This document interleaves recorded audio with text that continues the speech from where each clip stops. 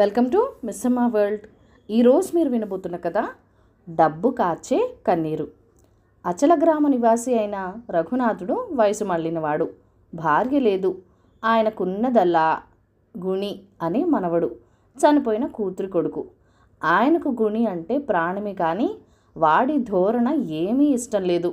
ఎందుకంటే రఘునాథుడు చేసే తాకట్టు వడ్డీ వ్యాపారం గుణికి చాలా అసహ్యం. గ్రామస్తుల అవసరాలకు భారీ వడ్డీ మీద అప్పులిచ్చి రఘునాథుడు అంతులేని డబ్బు సంపాదించాడు. కానీ తాను కటిక దరిద్రుడి వల్లే జీవిస్తూ గుణిని కూడా అలాగే ఉండేటట్టు చేశాడు. ఇల్లు ఒక పక్క నుంచి శిథిలమవుతుంటే, కనీసం ఇల్లైనా బాగు చేయించరాదా తాత అని గుణి అంటే, డబ్బేద్రా అన్నాడు రఘునాథుడు. ఇనపెట్టి నిండా తళతళ మెరిసే బంగారు నాణాలు, వెండి నాణాలు ఉన్నాయని గుణికి తెలుసు. కానీ రఘునాథుడు ఖర్చు పెట్టడు. గుణి ఊళ్ళో ఉన్నంత వరకు చదివి తర్వాత సమీపంలో ఉన్న పట్టణంలో హై స్కూల్ చదువు పూర్తి చేశాడు. ఇంకా నీకు చదువు చాలు, వడ్డీ వ్యాపారం నువ్వు చూడు, నేను పెద్దవాణ్ణి అవుతున్నాను అన్నాడు రఘు. తాత, ఆ పాపిష్టి వ్యాపారం నాకొద్దు అన్నాడు గుణి. ఇది అనాదిగా వస్తున్న పవిత్రమైన వ్యాపారం, పాపిష్టిదంటావేం అన్నాడు రఘునాథ్. తీరని అవసరం ఉండి జనం నీ దగ్గర అప్పు కోసం వస్తారు, నువ్వు డబ్బిస్తావు, మంచిదే. కానీ వాళ్ళ దగ్గర దారుణంగా వడ్డీ రాబడతావు, అదే పాపం. పాత రోజులు పోయాయి, ఈ కాలంలో శ్రమించకుండా డబ్బు సంపాదించరాదు. అసలు ఆ డబ్బంతా ఏం చేస్తావు అని గుణి అడిగాడు. నీకోసమేరా అడ్డగాడిదా అన్నాడు రఘునాథ్ కోపంగా. పాపిష్టిది నీ డబ్బంతా పాపిష్టిది, అది డబ్బు కాదు, ఊళ్ళో వాళ్ళ కన్నీరు. ఆ డబ్బు నాకు పనికిరాదు, అది పాపిష్టిది, కావలిస్తే రుజువు చేయగలను అన్నాడు గుణి. రుజువు చేస్తావా? పెద్ద పెద్ద మాటలే నేర్చావురా, నిన్ను చదువుకోనియటం పొరపాటైపోయింది అన్నాడు రఘునాథ్. గుణి నవ్వి, జరిగిపోయిన దానికి చింతించి ఏం లాభం, నీ పాపిష్టి డబ్బుదని ప్రత్యక్షంగా రుజువు చేస్తానంటిని కదా, నిజంగా అది లోకుల కన్నీరే అన్నాడు. రఘునాథుడు మనసులో సంకోచం ప్రవేశించింది. అలా అని నిజంగా రుజువు చేస్తావా? ఏది రుజువు చేయి చూస్తాను అన్నాడు ఆయన. కానీ ఒక షరతు తాత, ఊళ్ళో నిరుద్యోగులైన యువకులు చాలామంది ఉన్నారు. వాళ్ళు సహకార వ్యవసాయ క్షేత్రం నడపాలనుకుంటున్నారు. వాళ్లకు కావలసిన పెట్టుబడి డబ్బు నువ్వు ఇయ్యాలి అన్నాడు గుణి. అదేమి కుదరదు అన్నాడు రఘునాథుడు. సరే అయితే నీ ఇనప్పెట్టిలో డబ్బంతా ఏడ్చి ఏడ్చి నీరు కారిపోతుంది, ఇప్పటికే ఏడుస్తున్నది నీ డబ్బు, కావాలంటే ఒక నాణం తీసుకురా చూపిస్తాను అన్నాడు గుణి.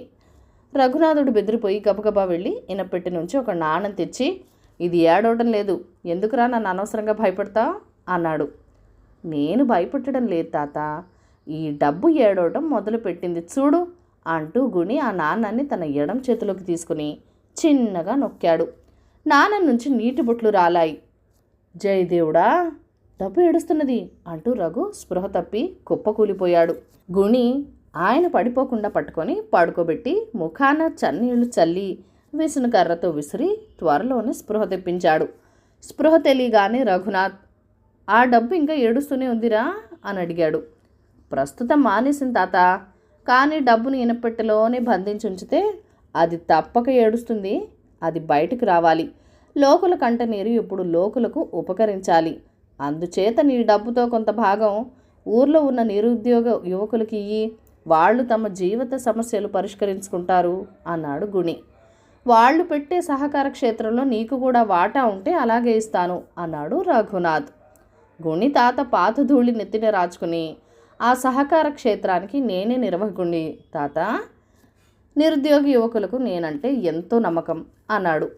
రఘునాథుడు చప్పున పోయి ఇనపెట్టి తెరిచి, ఎంత కావాలో తీసుకో అన్నాడు.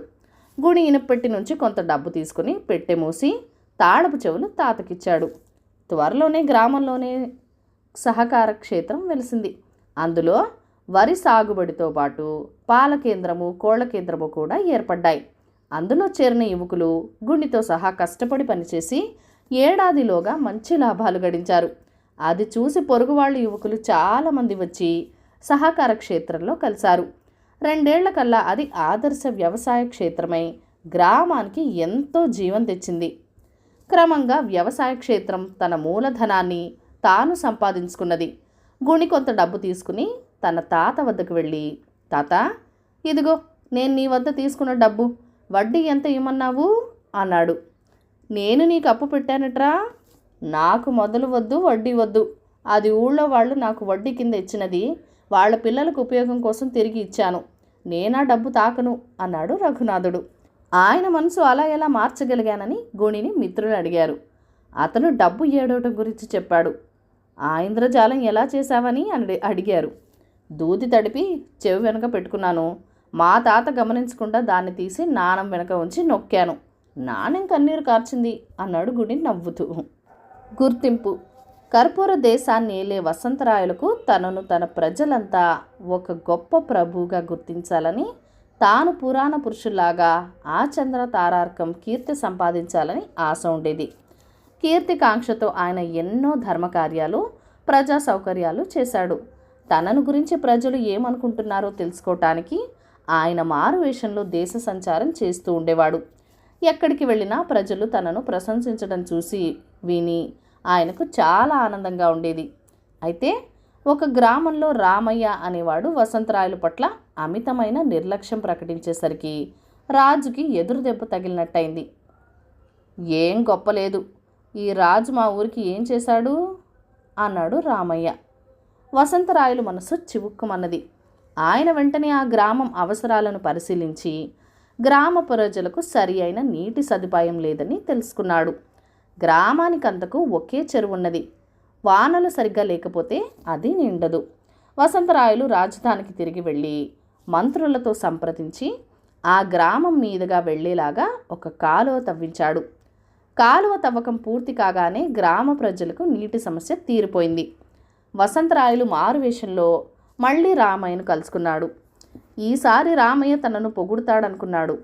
కానీ రామయ్య కాలువ తవ్విస్తే సరైపోయిందా, మాకున్నది నీటి ఇబ్బంది ఒకటేనా అన్నాడు. వసంతరాయలు ఆ గ్రామ పరిస్థితిని జాగ్రత్తగా పరిశీలించి రాకపోకల నిమిత్తం ఆ గ్రామానికి సరి అయిన బాట లేదని తెలుసుకుని బాట వేయించాడు. గ్రామాన్ని రహదారితో కలిపే బాట ఏర్పడింది. అప్పటికీ రామయ్య రాజు పట్ల అసంతృప్తి ప్రకటించాడు.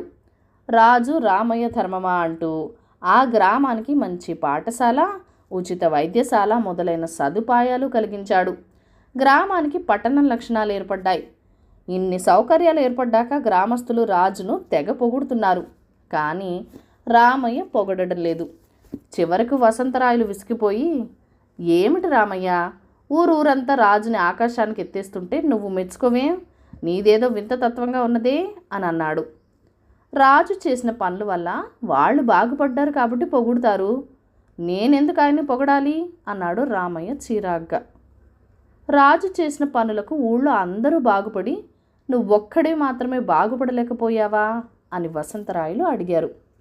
అంతే మరి, కాలువ వల్ల భూములున్న వాళ్ళు బాగుపడ్డారు, నాకు భూమి లేదు. బాట వేయించడం వల్ల వర్తకులు బాగుపడ్డారు, నాకేం లాభం.